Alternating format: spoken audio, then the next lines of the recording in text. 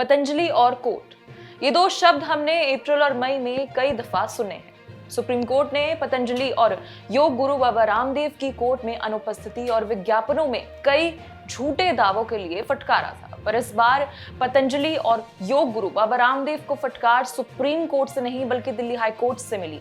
आखिर पूरा मामला क्या है, चलिए जानते हैं। दिल्ली उच्च न्यायालय ने 29 जुलाई को पतंजलि आयुर्वेद और बाबा रामदेव सहित उसके प्रमोटर्स को 3 दिनों के भीतर उन सभी दावों को वापस लेने का आदेश दिया जिसमें उनके द्वारा यह दावा किया गया था कि कोरोनिल कोविड-19 का इलाज है। यह फैसला कोर्ट ने एक याचिका की सुनवाई के दौरान दिया जिसमें रामदेव, उनके सहयोगी आचार्य बालकृष्ण के साथ साथ पतंजलि आयुर्वेद के खिलाफ कई डॉक्टरों की एसोसिएशन द्वारा 2021 के मुकदमे का एक हिस्सा है।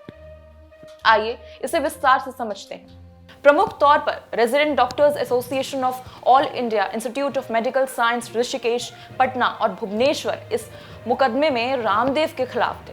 इसके अलावा the association of resident doctors post graduate institute of medical education and research Chandigarh, the union of resident doctors of Punjab, resident doctors association, Lala Lajpat Rai memorial medical college Meerut और Telangana junior doctors association Hyderabad ने भी पतंजलि के खिलाफ आपत्ति जताई थी।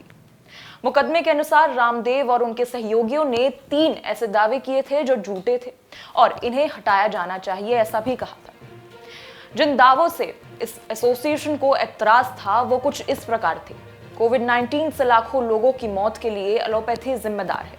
एलोपैथी डॉक्टर हजारों मरीजों की मौत का कारण बन रहे हैं। साथ ही ये मरीजों से मुनाफाखोरी कर रहे हैं और मरीजों को ऐसी दवाएं देने की सलाह दे रहे हैं जो उनके लिए बेहद खतरनाक है।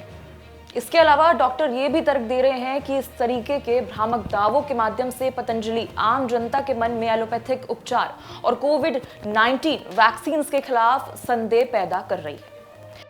इस मामले की सुनवाई करते हुए न्यायमूर्ति अनूप जयराम भंबानी ने एक अंतरिम आदेश पारित करके रामदेव और उनके सहयोगी आचार्य बालकृष्ण और पतंजलि आयुर्वेद को ऐसे आरोप लगाने से रोक लगा दी है। साथ ही उन्होंने पतंजलि को 3 दिन के समय के अंतर्गत उन सभी सोशल मीडिया पोस्ट को हटाने का आदेश दिया जिसमें उन्होंने ऐसे झूठे वादे किए थे। कोर्ट ने यहाँ तक भी कहा कि अगर वो 3 दिनों के अंदर उन सभी पोस्ट को हटाने में असफल रहते हैं तो सोशल मीडिया प्लेटफॉर्म्स खुद ब खुद उन दावों को हटाएंगे। इस फैसले में अदालत ने यहाँ तक कह दिया कि लाखों कोविड मौतों के लिए एलोपैथिक डॉक्टरों को दोषी ठहराने का रामदेव का आचरण गंभीर है, जो कि ड्रग्स एंड कॉस्मेटिक्स एक्ट के अनुसार गलत है। आखिर में दिल्ली हाई कोर्ट ने यह भी कहा कि अगर रामदेव और पतंजलि कोरोनिल को बढ़ावा देंगे तो इससे न सिर्फ बड़े पैमाने पर जनता जोखिम में आएगी बल्कि इससे भी आयुर्वेद बदनाम हो सकता है। अभी फिलहाल इस वीडियो में सिर्फ इतना ही। खबरों को जानने के लिए आप हमारे चैनल को सब्सक्राइब जरूर करें। धन्यवाद।